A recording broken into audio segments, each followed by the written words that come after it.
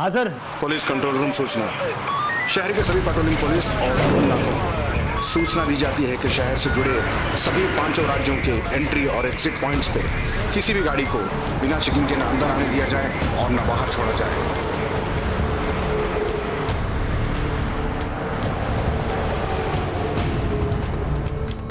क्या लोकेशन है? सिटी के बाहर एक डेयरी है, वहीं की लोकेशन है। ओके।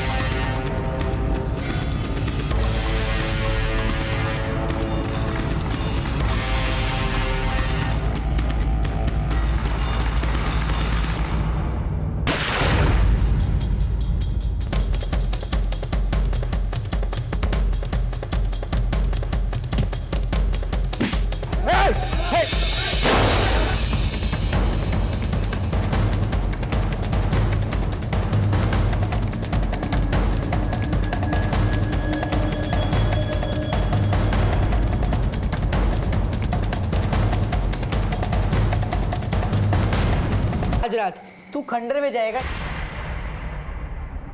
अब बोल। हाँ नहीं रे, मैं उस खंडर में नहीं जाऊंगा। तो फिर डर क्यों बोला? अब नहीं करेगा ना तो तुझे पूरे स्कूल में फेमस कर दूंगा कि तू झूठा भी है और डरपोक भी। डरपोक? ए डरपोक, डरपोक कोई डरपोक नहीं है, ये जाएगा।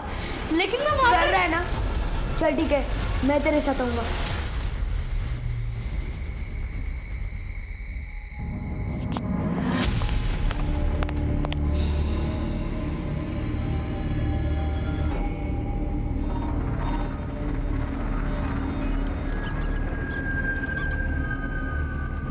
आशु, यार बहुत डर लग रहा है।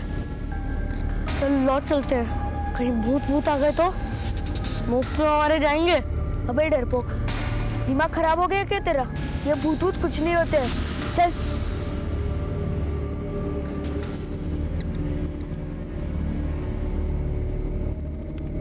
रुक।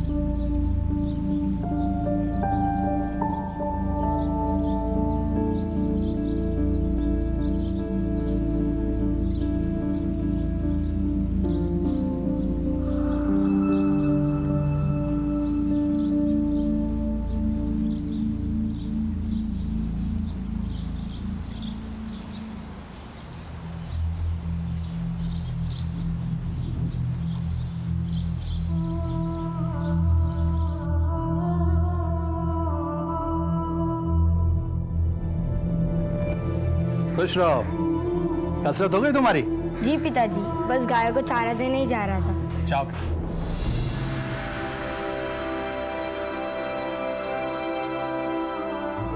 लता, हमारे बेटे में कुछ तो विशेष है। तुम देखना, एक दिन ही हमारा नाम जरूर रोशन करेगा।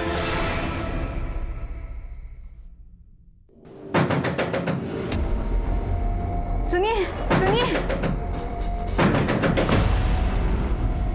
इतनी रात को कौन हो सकता है? तुम रुको, मैं देखता हूं।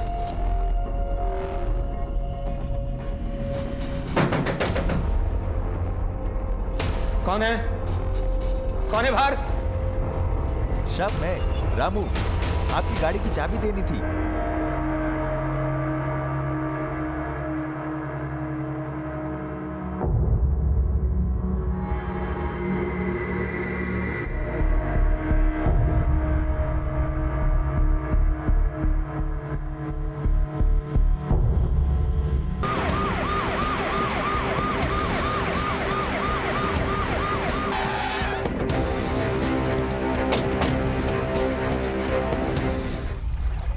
सर देख के लग रहा है लाश 3-4 दिन पुरानी है। चेक करो कोई आईडी वगैरह है क्या नहीं। यहाँ पास में एक बोर्डिंग स्कूल है सर, वहाँ के बच्चे अक्सर इस तालाब में मटर गश्ती करने आते रहते हैं। ये शायद वहाँ का होगा। बॉडी को पोस्टमार्टम के लिए भेज और इस बोर्डिंग स्कूल में जाके पूछताछ की। बोर्डिंग स्कूल किस तरफ? ये तो हमारे स्कूल का स्टूडेंट आशुतोष है। ये तो 4 दिन पहले घर जाने के लिए निकला था। क्या घर जाने के लिए निकला था? वो भी 4 दिन पहले? जी सर, दरअसल इसका एक भाई है अभिनव। ये दोनों हमारे स्कूल में ही पढ़ते हैं। पिछले हफ्ते हरिओम ने दोनों को खंडहर में पकड़ा था। कौन है उधर? ये तो हरिओम है। चल भाग, नहीं तो पकड़े जाएंगे।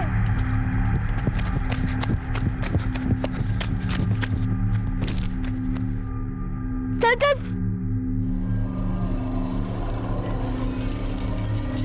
इतनी रात में क्या कर रहे तुम दोनों? हाँ, मैडम को बोलता हूँ, चलो जल्दी।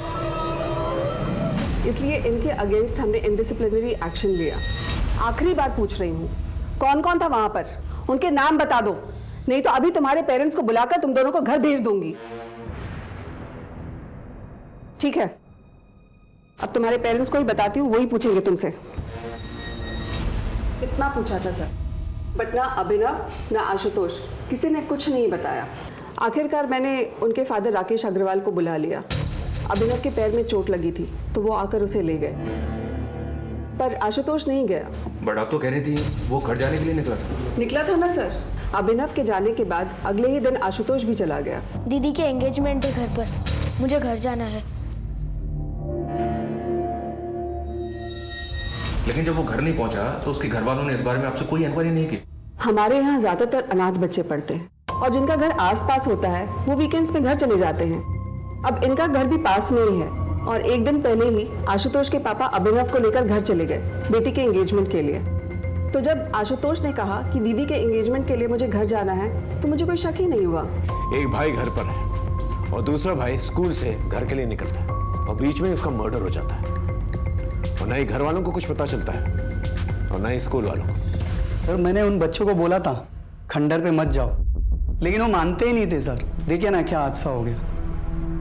अरे क्या बकवास कर रहे हो? एक सेकंड, किस खंडर के बारे में बात कर रहे हो? ठीक से बताओ। खंडर पे ना भूत वूत का चक्कर है सर। सर वहाँ पर कोई आता जाता नहीं है, मगर सर वो शहर वाले मानते नहीं ना, इसलिए देखिए ना क्या हादसा हो गया। सर सब अंधविश्वास की बातें हैं, ऐसा कुछ नहीं है। हमको लगा इसलिए हमने बता दिया। कुछ और पता है इसके बारे में? सर कुछ दिन पहले मैंने आशुतोष की जान बचाई थी, नहीं तो गांव वाले उसको मार डालते। उसको मार डालते? ये क्या कह रहा है? सर आशुतोष बहुत ही शरारती लड़का है, हमेशा स्कूल से बिना बताए गायब हो जाता था। सर अभी कुछ दिन पहले ही गांव वालों ने आशुतोष को पकड़ लिया था, बहुत ही मारा पीटा था उसे। किसने? सर गांव वालों का कहना था कि आशुतोष गांव की लड़कियों को छेड़ रहा था। वो तो सही समय पर आकर किसी ने स्कूल में बता दिया, नहीं तो उसी दिन बात बिगड़ जाती। कौन थे ये लोग जिन्होंने आशुतोष को मारा था? वो पास के कुछ गांव के लोग थे।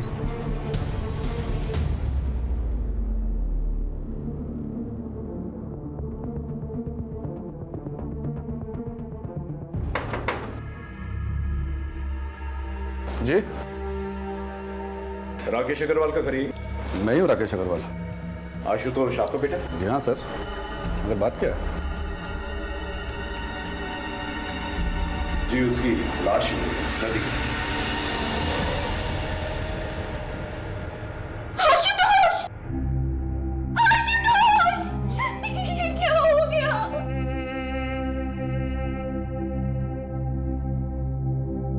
कुछ ही दिनों में मेरी बेटी सारिका की शादी है। देखिए ना सर, सिर्फ खुशी के माहौल में ये क्या हो गया। हमने लाश को पोस्टमार्टम के लिए भेज दिया। हमें लगता है कि लाश 4 दिन पुरानी है। वो स्कूल से घर के लिए निकला था, लेकिन ताज्जुब की बात यह है कि 4 दिन बीत चुके हैं और आप लोगों में से किसी ने भी एक बार भी उसे कांटेक्ट करने की कोशिश नहीं की। मेरे दोनों बेटों में आशुतोष ज्यादा शरारती था सर, और उसकी संगत में अभिनव भी बिगड़ रहा था। उस दिन जब कंप्लेंट आई तो मैंने स्कूल में जाकर उसे बहुत डांट लगाई सर, जिससे उससे अपनी गलती का एहसास हो और उसे लगे कि पापा नाराज हो जाएंगे, इसीलिए कॉल नहीं किया। अगर सर हमें जरा भी मालूम होता था कि ये सब हो जाएगा तो हम उसे कॉल क्यों नहीं करते सर? सर मैंने तो उसे साथ आने के लिए कहा था, मगर वो नहीं माना। तू भी चलना, दी की एंगेजमेंट में मौज करेंगे, मौज। तो जा, मैं नहीं आ रहा, वैसे भी पापा नाराज है। अरे पापा को जो कहना था उन्होंने कह दिया, अब थोड़ी ना कुछ कहेंगे। तू जा, मैं अगले हफ्ते आऊंगा। चल ठीक है। फिर ऐसा क्या हुआ था कि उसके मना करने के बावजूद वह अगले दिन ही स्कूल से निकल गया? और कहाँ गया? नहीं आप लोगों को बताया उसने और ना ही स्कूल वालों को। बेटा तुम लोग उस दिन खंडर में क्यों गए थे? आज रात तू खंडर में जाएगा ये प्रूफ करने कि वहां कोई भूत नहीं है। नहीं रे, मैं उस खंडर में नहीं जाऊंगा। डरपोक कोई डरपोक नहीं है, ये जाएगा। लेकिन मैं वहां डर रहा है ना? चल ठीक है, मैं तेरे साथ आऊंगा। ये भूत भूत कुछ नहीं होता है। मैंने मना भी किया था उसे, पर लेकर गया वो मुझे, और वहां वो था।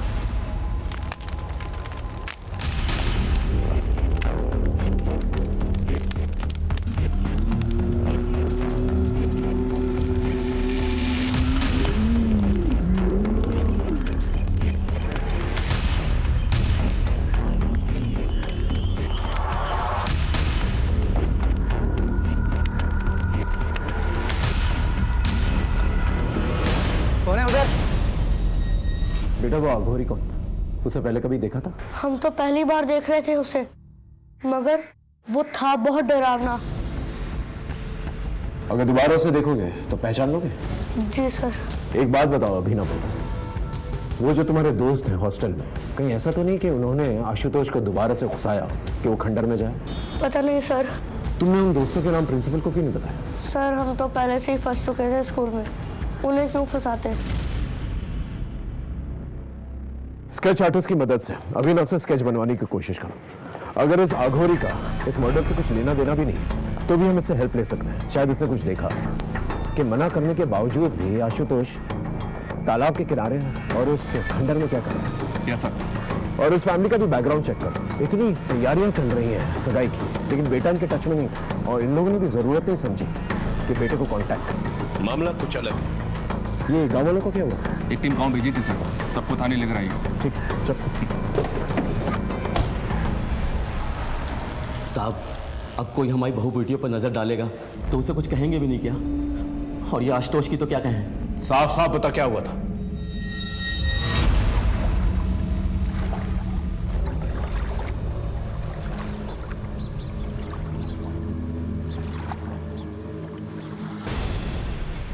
साले यहाँ ये सब करने आता है, शर्म नहीं आती तुझे? ए भाई पकड़ो इसको, भागने मत दे। जाओ भाई, क्यों मार रहे हो? ये साला झाड़ियों में छुपकर लड़कियों को देख रहा था। छोड़ दीजिए भैया जी, गलती से आ गई थी, आगे से नहीं आएंगे। साहब उसकी अकल तो उसी दिन ठिकाने लगा देते गांव वाले, मगर वो स्कूल वालों को पता नहीं किसने बता दिया और वो उसको बचा कर ले गए। और उसकी अकल ठिकाने लगाने के चक्कर में जब आशुतोष तुझे मिला अकेला तो हमेशा हमेशा के लिए उसे ठिकाने लगा दिया और उसकी लाश को तालाब में फेंक दिया। क्यों? 2 महीने पुरानी बात का बदला हम लोग अब क्यों लेंगे? जो कुछ होना था उसी दिन हो गया था। उसके बाद से तो वो लड़का गांव या तालाब की तरफ तो दिखाई भी नहीं दिया। लेकिन उसकी लाश तो तालाब के पास ही मिली थी। साहब मुझे इसका कुछ मालूम नहीं। सर उस गांव वाले के बारे में पता किया, मगर उसका कोई ऐसा कोई क्रिमिनल रिकॉर्ड नहीं है कि किसी की जान ही ले ले। ठीक है, अपनी जान जारी रखो और उसको कुछ दिनों तक यहीं पर रखो। ओके? जब भी हम किसी केस की छानबीन करते हैं तो उस केस के हर एक पन्ने को पलट कर देखते हैं, विक्टिम से जुड़े सभी लोगों की अच्छी तरह से छानबीन करते हैं, सस्पेक्ट्स के सभी एंगल्स को अच्छी तरह से टटोलते हैं। समझदारी के साथ, बहुत ही गुप्त तरीके के साथ सब कुछ करना था। हम मुजरिम को चौकन्ना नहीं करना चाहते थे। केस में मुश्किलें बहुत थी, लेकिन हमने भी ठान ली थी। पृथिव्यानि त्रीणि रत्नानि जलमन्नं सुभाषितां मुद्धे मुद्धे पृथिव्यातीनि रत्नानि जलमन्नमं सुभाषितं मुद्दे पाषाण खान्देषु रत्न संज्ञा विधीयते। अरे वाह, अब आप इस श्लोक का अर्थ बताइए। इस श्लोक का अर्थ है कि इस धरती पर सिर्फ 3 प्रकार के रत्न हैं, जल, भोजन और मनुष्य के विचार। बहुत अच्छे, आप ऐसे ही मेहनत करते रहो, एक दिन अपना बहुत बड़ा मुकाम हासिल करोगे।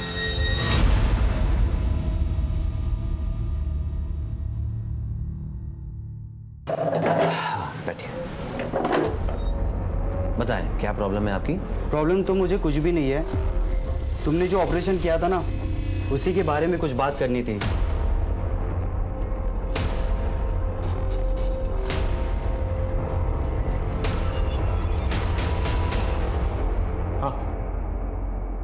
आशुतोष की पोस्टमार्टम रिपोर्ट आ गई है। उसका लिवर और दोनों किडनीज को निकाला गया है। क्या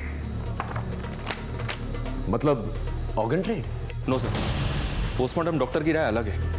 उनका कहना है कि ऑर्गन्स निकाले जरूर गए हैं, बट इतनी बुरी तरह से कि वो डैमेज हो गए होंगे। 90% चांसेस हैं कि वो किसी के यूज करने लायक रह गए। और उनका कहना ये भी है कि ये किसी प्रोफेशनल डॉक्टर का काम नहीं है। कोई ऐसा करेगा क्यों? आखिर इसके पीछे क्या मामला हो सकता है? हो सकता है सर आशुतोष किसी कल्ट का शिकार बना हो, और वैसे भी वो अघोरी खंडर में ही था। मतलब ब्लैक मैजिक। इस अघोरी को ट्रैक करो, इसका मिलना जल्द से जल्द बहुत जरूरी है। और ऑर्गन ट्रेड के एंगल को भी खंगालो अच्छी तरह से। इससे रिलेटेड सभी लोगों से पूछताछ करो।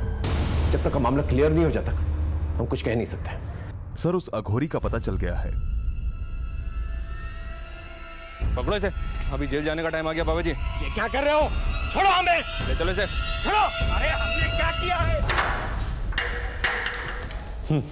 अच्छा, तो तू है इन सब का बड़ा अफसर। मगर याद रख, एक सन्यासी की साधना में रोड़ा बन रहा है तू। मिट्टी में मिला दूंगा तुझे। बाबा जी, ये सन्यासी का चोला उतार के जरा ये बताइए, ये बच्चे आशुतोष का क्या किया? कौन आशुतोष? हम तो सिर्फ ब्रह्मा ब्रह्म को जानते हैं। देख, हमसे मिलने आत्माओं के आने का समय हो रहा है। जाने दे हमें। क्षमा कर दूंगा तुझे तेरी इस भूल के लिए। अरे बाबा, कहाँ चल दिए? चुपचाप यहाँ खड़े रहिए और हमारे सवालों के जवाब दीजिए, समझे? अरे मूर्ख, इतना दुस्साहस! राख कर दूंगा, मिट्टी में मिला दूंगा। देखो बाबा, सीधे सीधे इज्जत से पूछ रहा हूं, क्या कि उस बच्चे की लाश मिली है उस खंडर के पास जो तालाब है ना, वहां जहां पर आप कुंडली मार के बैठे हुए और उसके अंग निकाले गए? कोई मजाक नहीं चल रहा है यहां पर। सीधे सीधे से बताओ अगर कुछ देखा है तो। देखना चाहेगा? अभी दिखाता हूं मेरी शक्तियां।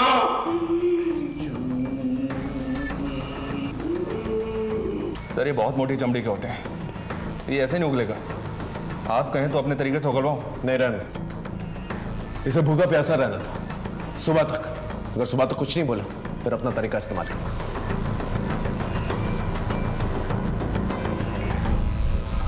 ऑर्गन ट्रेड के एंगल में कुछ मिला? नहीं सर।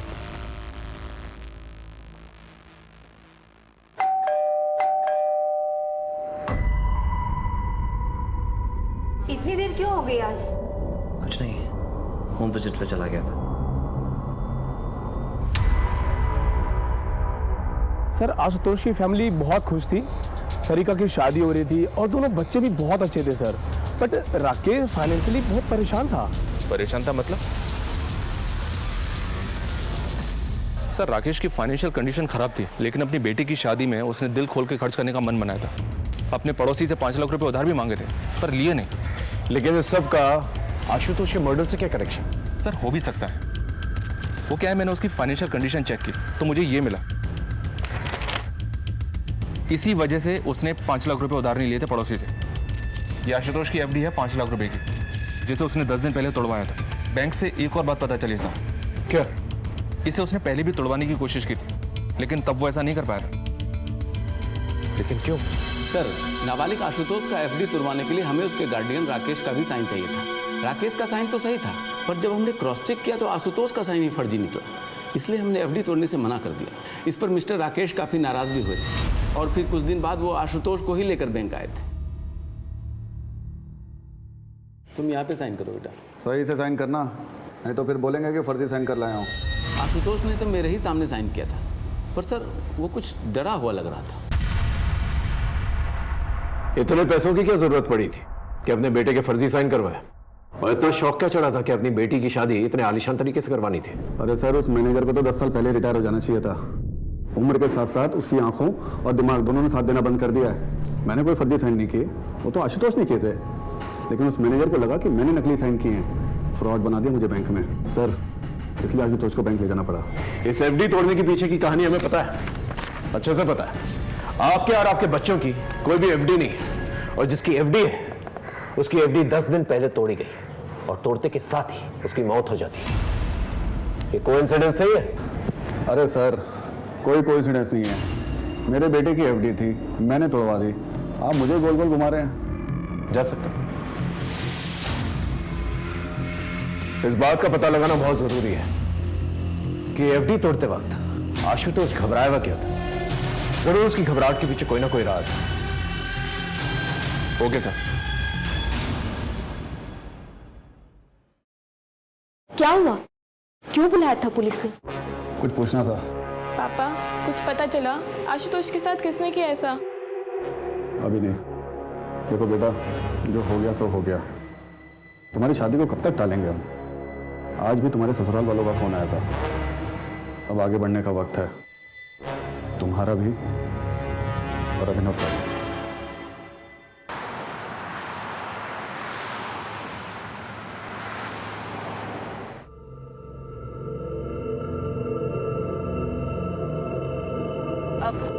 या आगे से अंदर ले लीजिएगा।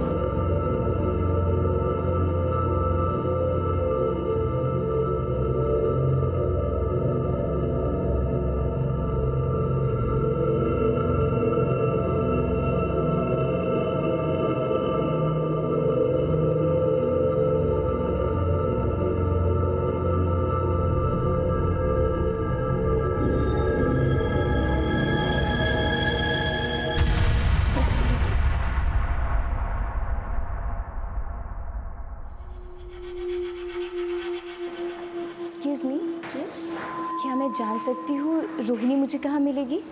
जी आपको? जी वो मुझे जानती है, मैं उसी से ही मिलना चाहती हूँ। सॉरी, रोहिणी यहाँ पर नहीं है, कुछ ज़रूरी काम था तो वो चली गई। बट आप अपना नाम बता दीजिए, मैं उन्हें इन्फॉर्म कर दूँगी कि आप मिलने आई थी। आप एक काम कर लीजिए ना, वो कहाँ गई है मुझे बता दीजिए, मैं वहाँ जाकर मिल लूँगी उससे। सॉरी मैम, वो हम आपको नहीं बता सकते। आप अपना मुझे नाम बता दीजिए, वो जैसे ही आएंगे हम इन्फॉर्म कर देंगे।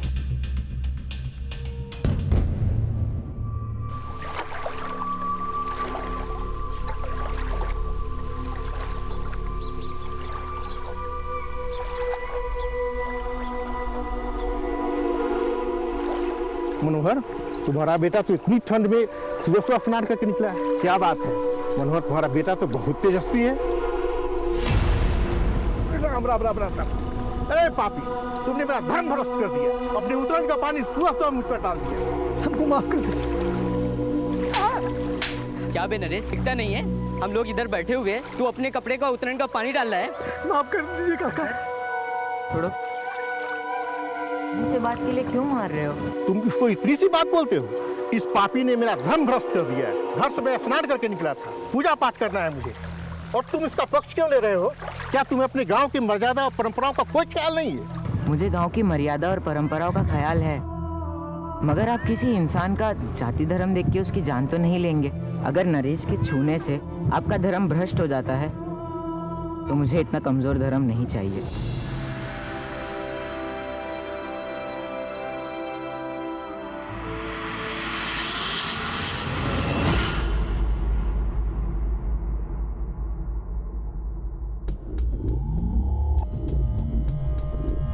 सर, हमने नजर रखी हुई है, कोई हलचल नहीं है। देख गुड्डू, ऑर्गन ट्रेड का एंगल तो है इस केस में। अब तू हमें बता दे, अगर बाद में पता चला ना कि तू कुछ भी जानता है तो प्रॉब्लम हो जाएगी तेरे लिए, समझा? अरे साहब, ये धंधा मैं बहुत पहले ही छोड़ चुका हूँ साहब। अगर ऐसा कुछ भी उस लड़के के साथ हो ना साहब, ये खबर उड़ते उड़ते मेरे कानों तक जरूर आती साहब। साहब, ये बाहर का एंगल है। सर, स्कूल से एक न्यूज़ आई है। किरण जी, ये वही अंकित है ना जिसने अभिनव और आशुतोष के साथ खंडर पे जाने की बैट लगाई थी? आज रात तू खंडर में जाएगा ये प्रूफ करने कि वहाँ कोई भूत नहीं है। जी सर। और अभी अंकित भाग गया है? सर, अंकित अकेला ऐसा लड़का नहीं है जो स्कूल से भाग गया है, और भी लड़के हैं जो स्कूल से भाग गए हैं। असल में जिस माहौल में ये पैदा होते हैं, पलते हैं, उन्हें स्कूल की पढ़ाई अनुशासन जेल जैसी लगती है। मतलब? सर, 60% बच्चे हमारे यहाँ अनाथ हैं। और अंकित भी अनाथ ही था। ये 3 साल पहले हमारे यहाँ किसी एनजीओ के थ्रू आया था। ये कोइंसिडेंस नहीं हो सकता कि पहले बैट लगी, फिर आशुतोष पकड़ा गया, उसके बाद उसका मर्डर हुआ और अभी अंकित भाग गया। कोइंसिडेंस है कि नहीं ये तो नहीं पता, पर अंकित और आशुतोष एक बार पकड़े गए थे। किस लिए? किसका फोन है ये?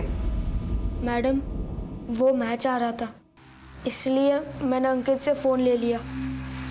मुझे नहीं मालूम था कि इसमें ऐसी सब फिल्म्स पड़ी होगी। झूठ बोल रहे हैं मैम, वो गंदी फिल्म देखने के लिए उसने ही मुझसे फोन लिया था। ये फोन और ये फिल्म कहाँ से आई तुम दोनों के पास? पड़ा हुआ मिला था। ऐसी चीजें तुम दोनों को ही कैसे मिल जाती है, बाकी बच्चों को नहीं मिलती है? कल से हर रोज 1 महीने तक पूरे ग्राउंड के चक्कर मारोगे तुम दोनों। चलो जाओ यहाँ से। अंकित ये सब भी करता था स्कूल में?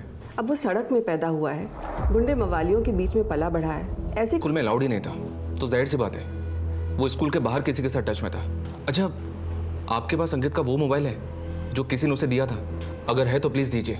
अंकित की सारी डिटेल्स हमें चाहिए, वो कहां से आया था और यहां पर आने से पहले वो किन लोगों के साथ रहता था। इस केस में कई सिरे थे जो उलझे हुए थे, लेकिन हम अपनी पूरी ताकत के साथ, पूरी मुस्तैदी के साथ इन सारे सिरों को अच्छी तरह से टटोल रहे थे।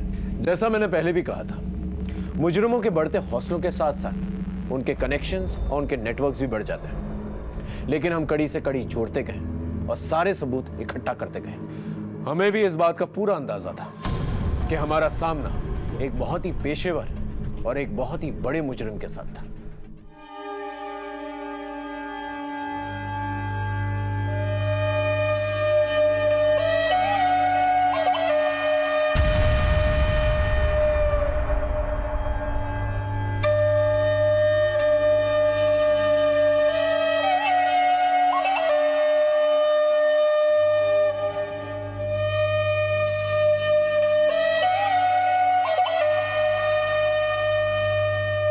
बड़ी गलत बात, ये तो ठीक नहीं। चलो इनसे माफी मांग। माफी मांग? मांग लो। इन लोग से माफी मांगे। जब इनको पीटने में कोई आपत्ति नहीं है तो तुम काहे क्रांति का झंडा उठाए घूम रहे हो बे? ये क्रांति की बात नहीं है शंकर, ये न्याय की बात। देखो, आज तुम्हारे शरीर में बल है, ताकत है, तो तुम इनको मारते हो। तुम्हारा दिमाग खराब हो गया है, तभी तुम ऐसी बहकी बहकी बात कर रहे हो, समझे? देखो, हमको यहाँ पे तमाशा चाहिए नहीं। जितना तामा झामा है ना तुम्हारा ये सब लपेटो और निकलो यहाँ से, समझे? जैसी प्रभु की इच्छा। काका बहुत सम्मान करते हैं हम आपको, लेकिन अब एक बात तो तय है कि जब तक शंकर इन गांव वालों से माफी नहीं मांगेंगे और इनकी मजदूरी नहीं देगा, तक खेतों में काम नहीं होगा। और हम सब भी यहीं बैठे रहेंगे काका, देखते हैं प्रभु की क्या इच्छा है ना। चलो बैठ जाओ भाइयों, बैठो बैठ जाओ, बैठो सब अपना ही बैठो।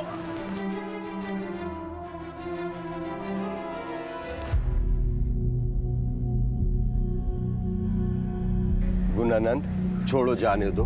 शंकर से गलती हो गई, आगे से ऐसा नहीं करे। तुम मुझसे सब अपनी मजदूरी ले लो, ये मजदूरी ले लो। धन्यवाद। बोल इनसे, आगे से किसी को नहीं मारेगा। माफी मांग इनसे, बोल।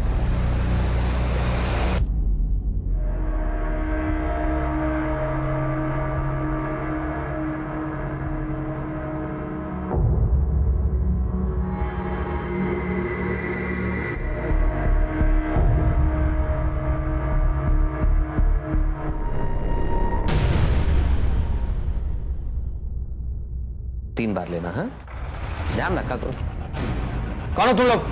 अंदर कैसे आके तुम लोग? कंपाउंडर, ये क्या कर रहे हो तुम?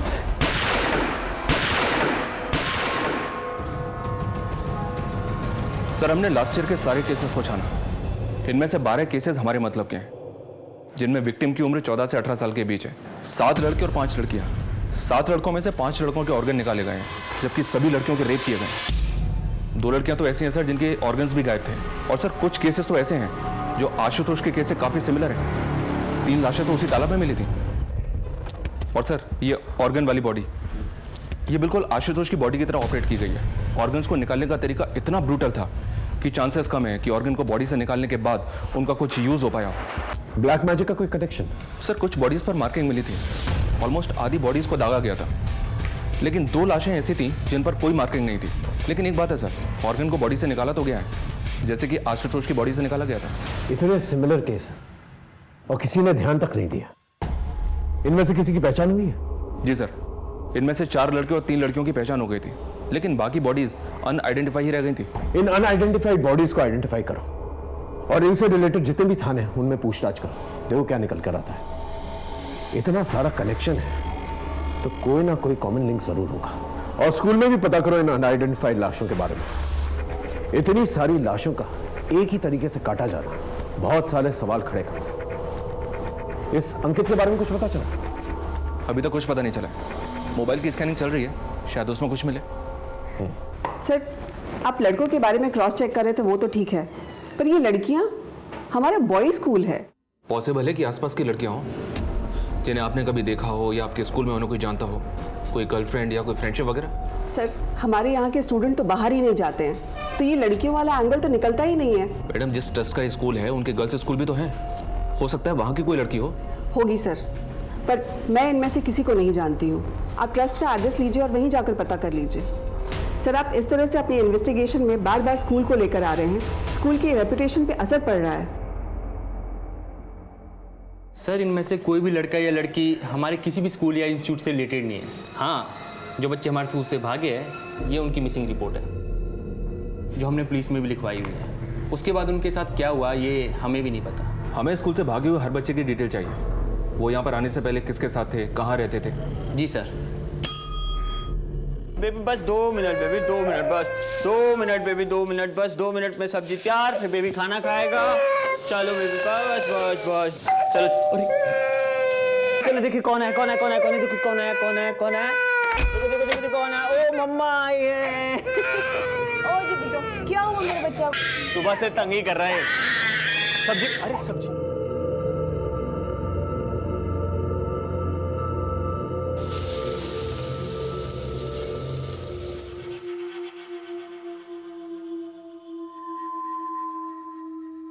गौतम, तुम्हें मेरी वजह से क्या क्या सहना पड़ रहा है? क्या हो गया अचानक? तुम जानती हो चाहे कुछ भी हो जाए मैं हमेशा तुम्हारे साथ हूं। अच्छा बताओ, तुम्हारा काम कैसा था? ठीक ही था, पर हुआ नहीं। अगर हमें इस बार का चुनाव जीतना है ना तो कुछ अलग करना पड़ेगा। हम अपने क्रेडिट पर चुनाव नहीं जीत सकते। वो गुणानंद है ना, वो जनता का मसीहा बन बैठा है। अच्छा, अभी जागे हैं आप। सरकार, ये जो बुद्धि आपको आई है ना, बहुत देर से आई है, समझे? क्या लूट मचाए हो पिछले 5 साल तक, और जिस टाइम पे आप लूट मचा रहे थे ना, वो गुणानंद जनता के बीच में जाके उनके लिए काम कर रहा था, इसीलिए मसीहा बना है।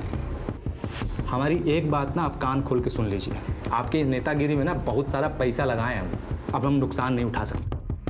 तो ये गुणानंद का हिसाब किताब कीजिए, समझ रहे? है कि हमारा पैसा ना मेहनत का पैसा, ब्याज सहित असूलेंगे। वक्त के साथ साथ ये केस भी बड़ा और संगीन होता चला जा रहा था। नए नए खौफनाक और खतरनाक मामले रोशनी में आ रहे थे, क्योंकि लोगों में डर का माहौल बना हुआ था, इसलिए कोई भी खुलकर सामने नहीं आना चाहता था। लेकिन कोई ना कोई कहीं ना कहीं पहल जरूर करता है। इस केस में अपराध के खिलाफ मोर्चा खोलने वालों की, आवाज उठाने वालों की जितनी सराहना की जाए उतनी कम है, क्योंकि इसी के जरिए इस अपराध का महाजाल हम काट सकते थे। सलाम साहब, बोल। एक खबर लाओ आशुतोष के बाप के बारे में। क्या खबर? सर, आजकल कुछ ज़्यादा ही भगवान को मानने लगे। तो इसमें खबर जैसा क्या है? आप ही तो जादू टोने का एंगल ढूंढ रहे थे ना, इसलिए सोचा बता दूं। आप तो जानते हो छोटी मोटी बात के लिए आपको डिस्टर्ब नहीं करता। तो बड़ी बात बताना। आशुतोष और उसके बाप के रिश्ते के बारे में। सर, एहतियात के तौर पर आदमियों को जब डिटेल्स निकालने के लिए कहा था, तब इस फैमिली के बारे में ये बात पता चली थी, जिसे बहुत ही खूबसूरती से इन लोगों ने छिपा के रखा हुआ। आजकल बहुत पूजा पाठ करवा रहे हैं। हाँ, तो इसमें गलत क्या है? घर की शांति के लिए करवा रहे हैं। लेकिन हमें तो पता चला है कि ये सब कुछ आजकल में शुरू किया आपने। अचानक से इस तब्दीली की वजह जान सकता हूँ? मेरा बेटा मरा है। आपका नहीं, आपके बड़े भाई का। आशुतोष आपका बेटा नहीं था, ये बात आपने हमसे छुपाई। वो मेरे बड़े भाई का बेटा था, लेकिन मेरे बेटे जैसा ही था। बड़े भाई की मौत के वक्त वो 2 साल का था, तब से पाला है उसे। छुपाने जैसा क्या है? छुपाने वाली बात है पैसा। आपने अपनी बेटी सारिका की शादी के लिए आशुतोष की एफडी तोड़ी और एफडी तोड़ने के तुरंत बाद उसकी मौत हो जाती है। जी क्या कह रहे हैं सर आप? 5 लाख रुपए के लिए मैं ये सब करूंगा? मैंने कब कहा कि 5 लाख रुपए के लिए आप करेंगे सब?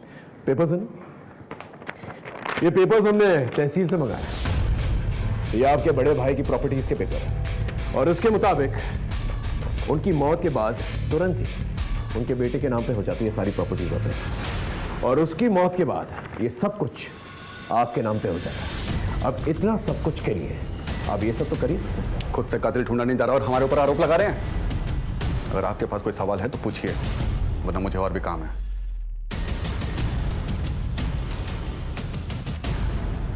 इस आदमी के बारे में पता कर लो, जरूर कुछ ना कुछ छुपा रहा है। और जितने भी बाबा और पंडित हैं उन सबको राउंड अप करो, पता करो कौन सी पूजा पाठ करवा रहा है। कहीं ये जादू टोना तो नहीं करवा? पता करते हैं सर।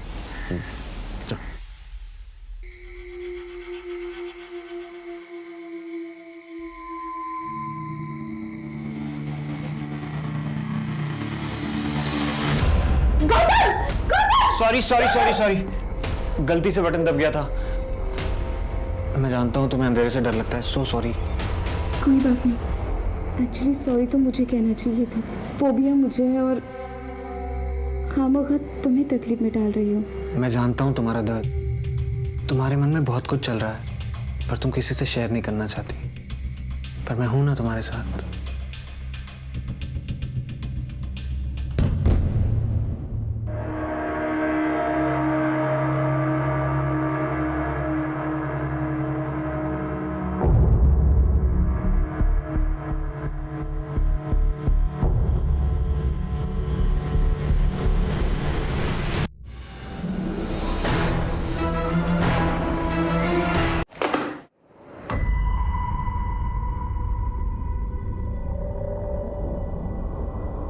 शोनम, हाँ मैं लंच के लिए बाहर जा रही हूँ। अच्छा, आधा घंटा लग जाएगा फिर भी मुझे, तब तक कि तुम रिसेप्शन संभाल लेना, ठीक है?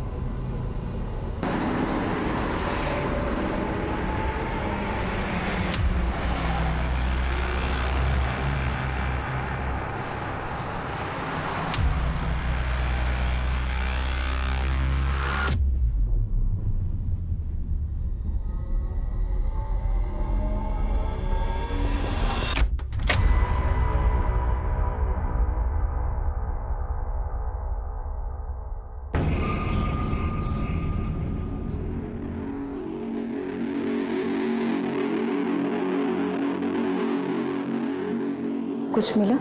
हाँ मिला तो है, मगर मुझे वो तो मिल जाए जिसके लिए मैंने इतना बड़ा रिस्क लिया है।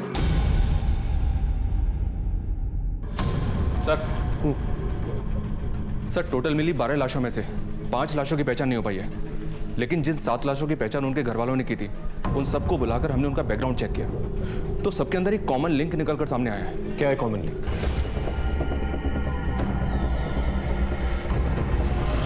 अच्छा, तो इसका मतलब ये हुआ इन बच्चों की फैमिलीज का इन्वॉल्वमेंट कहीं ना कहीं इस मर्डर्स में है, या फिर डर के मारे इन लोगों ने केस फाइल नहीं किया इसके खिलाफ। बिल्कुल सर, एग्जैक्टली यही लिंक आशुतोष की फैमिली का है। राकेश के यहाँ काफी आना जाना है इनका।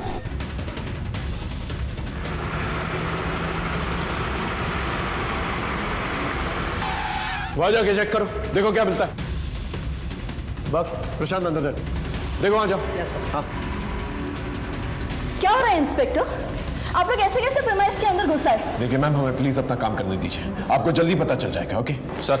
हाँ बच्चे, कुछ पता चला? अंदर कुछ भी सस्पिशियस नहीं मिला। छोटे छोटे बच्चे यहाँ आते हैं, आप लोग की इस तरह की गैर जिम्मेदार हरकत की वजह से देखिए कितना डरे हुए हैं वो। इस तरह आप लोग अंदर घुस आए, वो भी बिना वारंट के। I will complain it to your seniors.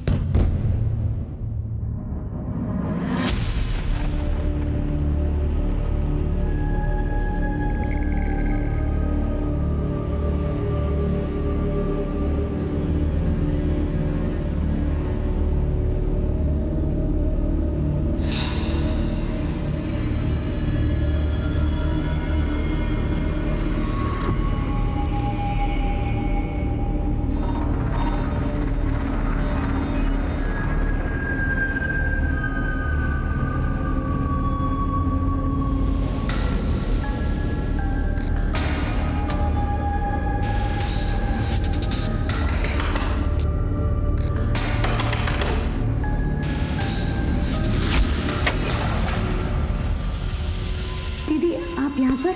Rohini, अपना जल्दी से सामान पैक कर ले और हम यहाँ से चलते हैं। दीदी, मैं कहीं नहीं जा रही। पागल हो गई है, यहाँ पर बहुत खतरा है। अगर किसी ने हम दोनों को साथ में देख लिया ना, तो बहुत बड़ी प्रॉब्लम में फंस जाएंगे हम लोग। तुझे मुझ पर भरोसा है ना? तो चलो मेरे साथ, मैं सब समझाती हूँ रोहिणी। प्लीज रोहिणी।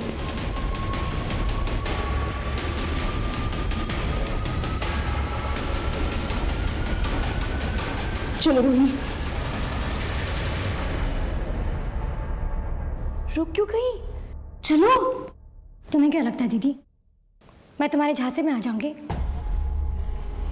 मुझे तो पहले से ही पता था कि तुम मुझसे जलती हो, और अभी तो मुझसे जलने के और भी वजह है ना तुम्हारे पास। ये पैसा, ये पावर है ना? रोहिणी, ऐसी बात नहीं है बेटा। यहाँ पर कुछ भी सही नहीं है, इसलिए कह रही हूँ। चलो। क्यों दीदी, क्यों सही नहीं है? जब तक तुम कर रही थी सब कुछ सही था, लेकिन तुम पीछे रह गई, मैं आगे निकल गई, तो बस सब कुछ गलत हो गया।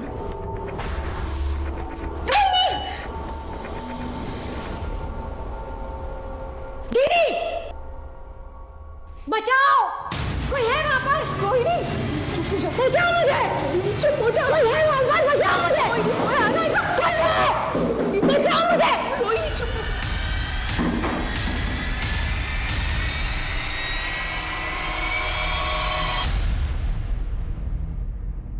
हिमांशु रावत, इतनी लापरवाही। पुलिस डिपार्टमेंट में काम करते हो तो क्या पुलिस के रूल्स रेगुलेशन फॉलो नहीं करोगे? तुम जानते भी हो कितना केओस हो सकता था अगर पब्लिक को इस रेड के बारे में पता चलता। सर, हमारी इन्वेस्टिगेशन की सारी लीड्स इसी जगह पर पहुंच रही थी, इसे हमने रेड मारी। आगे से इस बात का ख्याल रखना, मुझे इन्फॉर्म किए बिना तुम इस केस में कोई भी कदम नहीं उठाओगे। पिछले हफ्ते एक टीम ने रेड मारने की परमिशन मांगी थी। ये फाइल स्टडी करो। ये क्या सर? एक टीम और भी है जिसने सेम जगह पे छापे मारने थे। कौन सी टीम? जी, इस केस के बेसिस पर ही हमने कमिश्नर साहब से रेड के ऑर्डर मांगे थे, बट इनफ एविडेंस ना होने की वजह से ऑर्डर इशू नहीं हुए थे। ये कौन सा केस था? एक आदमी की बीवी गायब हो गई थी। सर, मेरी बीवी वैदेही, वो बोल के गई थी कि वो ऑफिस के काम से शहर से बाहर जा रही है, पर तब से अभी तक वो वापस नहीं आई। कहाँ गई थी वो? पता नहीं सर, कुछ बताया नहीं। सर, मैंने ऑफिस से पूछताछ भी की, पर उन्होंने कहा कि वैदेही शहर से बाहर कहीं गई नहीं ऑफिस के काम से। जब हमने इस औरत के ऑफिस से पता किया तो हमें ये पता चला कि वो औरत अक्सर अपने पति से झूठ बोल करके कई शहरों में जाया करती थी, जबकि उसके ऑफिस से कभी भी काम के सिलसिले में उसको शहर से बाहर भेजा ही नहीं गया था। फिर ये कहाँ जाती थी? पहले तो हमें ये अफेयर का एंगल लगा, फिर हमने उसके पति से बात की। देखिए, आपकी बीवी ऑफिस के काम से तो बाहर जाती नहीं थी, और आपका ये कहना है कि उसका कोई अफेयर भी नहीं था, फिर वो आपसे झूठ बोल करके आखिर जाती कहाँ थी? सर, मैं श्योर तो नहीं हूँ, पर उसकी एक बहन थी रोहिणी, जो शादी से पहले कहीं चली गई थी। हो सकता है वैदेही उसे ही ढूंढने जाती हो, क्योंकि हमेशा वो यही कहती रहती थी कि उसको वो ढूंढ के ही रहेगी। कहाँ से गायब हुई थी उसकी बहन? सर, कभी उसने मुझे बताया नहीं। जब हमें वैदेही की बहन रोहिणी की गुमशुदगी के बारे में पता चला, तब हमने अपनी इन्वेस्टिगेशन फिर से शुरू की। हमने वैदेही की पूरी ट्रैवल हिस्ट्री निकाली, अलग अलग उन शहरों की जहाँ पर वैदेही जाया करती थी, और हर उस जगह के बारे में जहाँ के लिए उसने ऑटो बुक किया था, और वो सब वैदेही को एक ही पॉइंट पर लेकर के गए थे, नेटवर्क्स की इन बिल्डिंग्स पर। जी, और आखिरी बार वैदेही जब गायब हुई तब भी वो ऑटो से इसी बंगलों पर गई थी, जो इसी नेटवर्क की प्रॉपर्टी है। हमें डाउट है कि वैदेही और उसकी बहन रोहिणी का गायब होना इन लोगों से ही रिलेटेड है, और शायद इसीलिए वैदेही अलग अलग शहरों में जाया करती थी, और इसीलिए उसने अपने पति को कुछ भी नहीं बताया था। हो सकता है जान के खतरे को लेकर के डर रही होगी।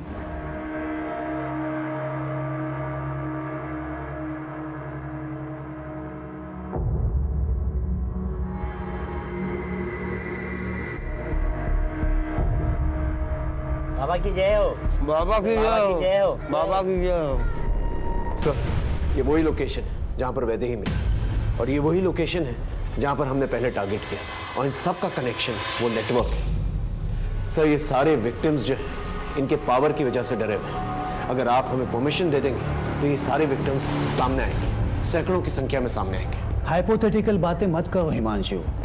ऐसा करेंगे तो वैसा होगा, वैसा करेंगे तो ऐसा होगा। थोड़ा प्रैक्टिकल सोचो। शक करने की वजह हमारे पास बहुत हैं, लेकिन क्या हमारे पास पुख्ता सबूत हैं? कोई चश्मदीद गवाह हैं? देखो पिछली बार भी तुमने रेड मारी थी, क्या मिला? इस बार भी अगर हम फेल हो गए, रिजल्ट 0 आ गया, तो संभालना बहुत मुश्किल होगा हिमांशु। सर ऐसा दोबारा नहीं होगा, मैं कह रहा हूँ। इसलिए मैं ये कहूँगा कि तुम कोई पुख्ता सबूत ढूंढो, कोई चश्मदीद गवाह ढूंढो, तब मैं इस ऑर्डर पे साइन करूँगा। सिर्फ शक के बेसिस पर इतना बड़ा रिस्क मैं नहीं ले सकता। हमने पूरी एड़ी चोटी का जोर लगा दिया था, लेकिन फिर भी अपराधी को पकड़ने में हम नाकामयाब रहे। अब हलचल बढ़ गई थी। अब अपराधी की नजर पुलिस की हर एक मूवमेंट पे थी, क्योंकि केस सेंसिटिव और बड़ा था। कमिश्नर साहब की इंस्ट्रक्शंस और उनकी फिक्र वाजिब थी। हम कोई गलती नहीं कर सकते थे और न ही खुलेआम हाथ डाल सकते थे। ऐसे में हमने ठोस और पुख्ता सबूत जमा करने शुरू किए। एक कहावत तो आपने सुनी ही होगी, पाप का घड़ा एक ना एक दिन जरूर भरता है। शायद वक्त आ गया था कि इस गुनहगार की किताब के पन्नों में कानून की सजा के पन्ने अब लिखे जाएं। ये आपने लिखवाई थी? जी सर, मेरे पति ऋतुराज की हत्या इन्हीं लोगों ने करवाई है, क्योंकि उन्होंने इन लोगों के लिए काम करने से मना कर दिया था। वो लोग इतने बड़े हैं कि पुलिस कुछ नहीं कर पाई। न शूटर मिला, न इंसाफ हुआ।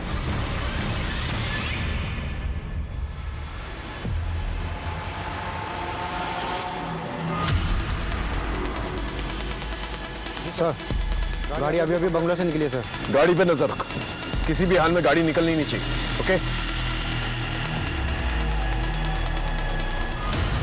सर, अब तो सबूतों के साथ साथ गवाह भी मौजूद है। हाँ सर, वो वही है हाईवे पर।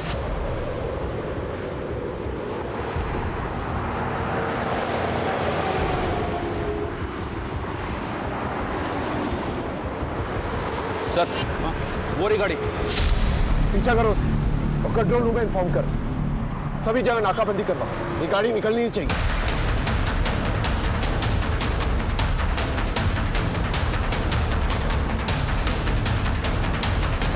तेज चलो।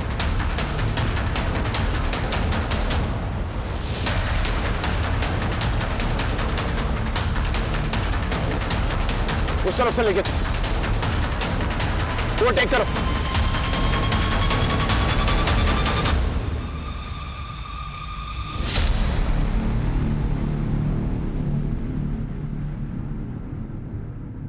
सर, अब तो सबूतों के साथ साथ गवाह भी मौजूद है।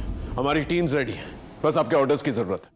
देखो मैडम, आप पीछे तो नहीं हटेगी? नहीं सर, उस आदमी को मैं सलाखों के पीछे देखना चाहती हूँ और उसके लिए मैं कुछ भी करूंगी। सर, हम जितनी देर लगाएंगे वो इतनी दूर चला जाएगा, प्लीज।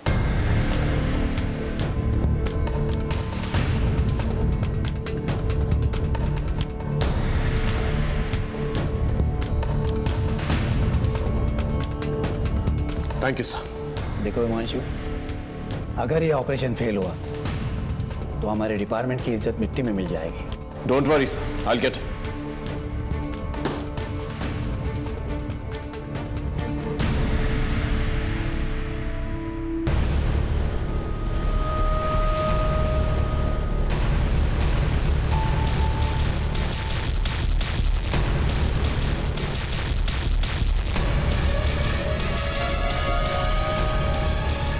लगता है हमारे बेटे में कुछ तो विशेष है। एक दिन ये हमारा नाम जरूर रोशन करेगा।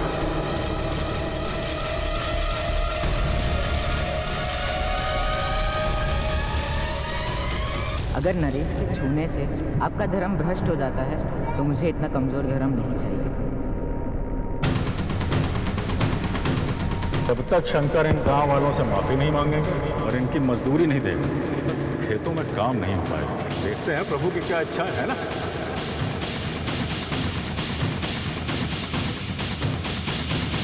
ब्रेकिंग न्यूज, अभी तक की सबसे बड़ी खबर ये है कि गुणानंद स्वामी को पुलिस ने राज्य के हाईवे से गिरफ्तार कर लिया है। गुणानंद की गिरफ्तारी के बाद उनके भक्तों में काफी आक्रोश देखा जा रहा है। कई जगहों पर तोड़फोड़ और आगजनी की वारदातें भी हुई हैं। छोड़ेंगे नहीं, आग लगा देंगे घर को।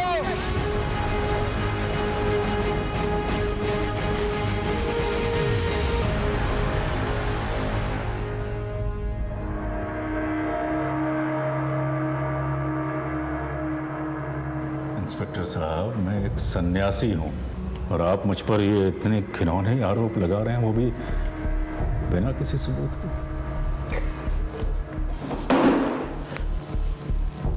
हमारे पास तेरे खिलाफ सबूत भी है और चश्मदीद गवाह भी है। कितने बड़े अफसर हैं आप, फिर ऐसी नादानों जैसी बातें क्यों कर रहे हैं? किसी ने कुछ ऊट पटांग कह दिया और आप हमको यहाँ इस कारावास में ले आए कैद करके। जो प्रभु की इच्छा, हमें आपसे कोई शिकायत नहीं। भय है कि आप हमारी बात मान नहीं रहे, लेकिन हमारे जो भक्त हैं बाहर, यदि उन्हें ये पता चल गया कि आपने मुझको यहाँ यूं कैद करके रखा है तो यकीन जानिए अनर्थ हो जाएगा। धमकी दे रहा है, दंगे करवाएगा, फसाद करवाएगा। अरे मैं कैसे फसाद करवाऊंगा? मैं तो यहाँ आप लोगों की कैद में हूं ना, कारावास में। लेकिन मेरे भक्त जो बाहर हैं इस कारावास से दूर, वो मासूम है, प्रेम करते हैं मुझसे, और प्रेम में तो इंसान कुछ भी कर जाता है ना। ऐसी चिकनी चुपड़ी बातें करके भोले भाले भक्तों को अपने जाल में फंसाता है ना तुम। लेकिन यहाँ ऐसा नहीं चलेगा, यहाँ गुनाह कबूल किए जाते हैं। परंतु कौन से गुनाह, कौन से? ये ऐसा नहीं मानेगा। एक काम करो, इसे यहीं रखो और खाना पीना बिल्कुल नहीं देना, और सोने भी मत देना। देखते हैं ये खेल कितने दिनों तक चलता है।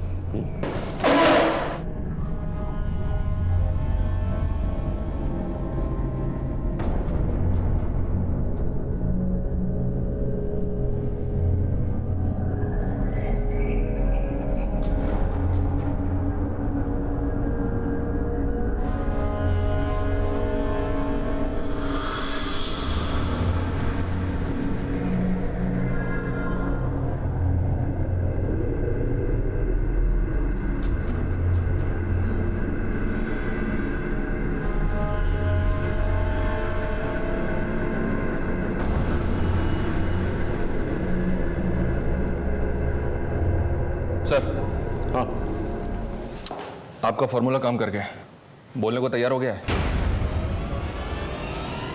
हर इंसान को उसके तरीके से हैंडल करना पड़ता है। चल।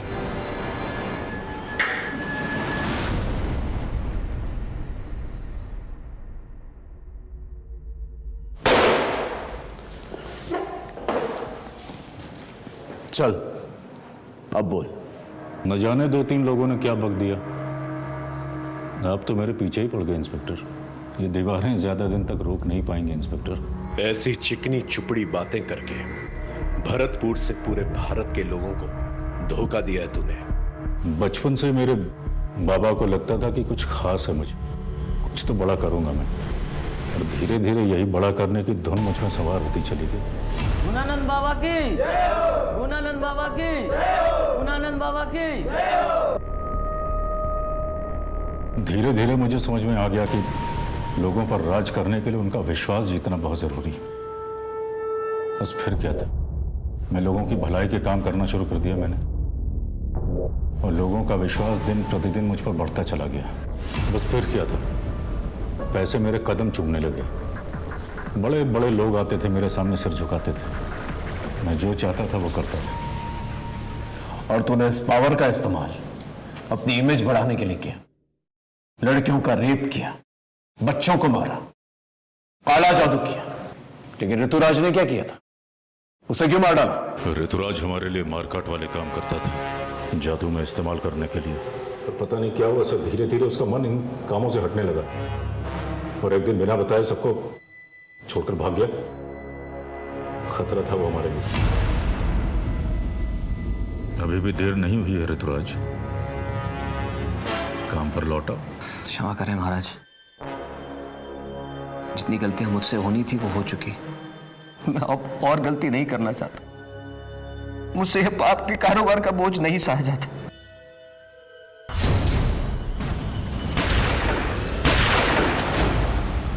वैदेही कहाँ है? आशुतोष के माता पिता की तरह वैदेही और रोहिणी के माता पिता भी हमारे भक्त थे, और उन्हें परम ज्ञान देने के लिए हमें सौंप गए थे। सौंप गए थे और तूने उनका शोषण किया।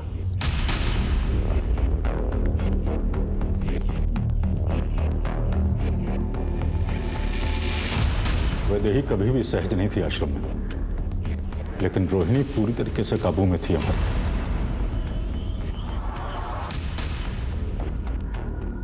6 साल दोनों आश्रम में रहे, परंतु उनके माता पिता की मौत के पश्चात वैदेही आश्रम से भागने में सफल हो गई। लेकिन वैदेही रोहिणी को आश्रम से निकालने के लिए लगातार प्रयास कर रही थी और एक दिन वो रोहिणी तक पहुंच भी गई, लेकिन रोहिणी ने उसके साथ जाने से इनकार कर दिया। रोहिणी चुप हो जा। पहले तो मैंने वैदेही को छोड़ दिया था, परंतु अब वो वापस आई। मैंने सोचा अगर इस बार उसे छोड़ देता तो वो पुलिस को अपने साथ ला सकती थी। वैदेही को छोड़ दिया था, परंतु अब वो वापस आई। मैंने सोचा अगर इस बार उसे छोड़ देता तो वो पुलिस को अपने साथ ला सकती थी, इसलिए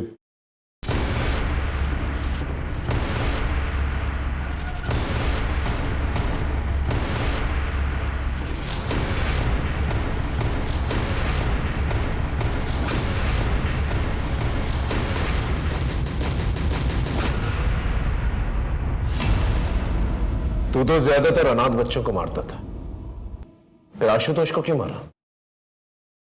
वो तो तेरे स्कूल में पढ़ता था, ऊपर से गरीब भी था। उसका बाप मेरा भक्त था, पर वो गरीब नहीं था। बाद में मुझे पता चला कि उसके बाप के पास पैसे भी थे और जमीन भी, और वो दोनों मुझे चाहिए थे। इसलिए मौका मिलते ही मैंने उसके बाप को अपने झांसे में ले लिया। दोनों लड़कों ने अघोरी की बुलाई हुई आत्माओं को भगा दिया है महाराज। अघोरी की तपस्या भंग होने की वजह से आत्माएं इनके बेटों पर हावी हो गई हैं। कुछ कीजिए महाराज, कुछ कीजिए। देखो, तुम्हारे दोनों बेटों ने गलती तो की है, जिस वजह से आज उन दोनों की जान खतरे में। हम ज्यादा से ज्यादा किसी एक बेटे की जान बचा सकते हैं। एक बेटे की बलि तो तुमको देनी ही पड़ेगी। अभिनव की जान बचाने के लिए उसने आशुतोष को बलि के लिए चुना। पूजा के नाम पे हमने उससे 3 लाख रुपए लिए और उसकी बलि चढ़ा दी। और अंकित ने क्या किया था? उसे क्यों गायब किया? उसने आशुतोष की बलि चढ़ाते हुए देख लिया।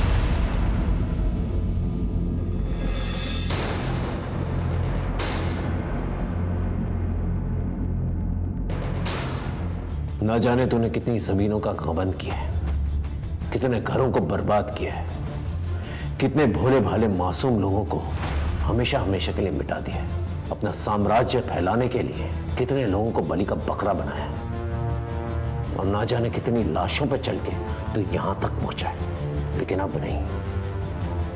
आशुतोष, ऋतुराज और वैदेही जैसे कई केसेस और कई शिकायतें हमारे पास आ रही हैं। इस जन्म में तो नहीं, तो इस जगह से निकलने वाला, समझा?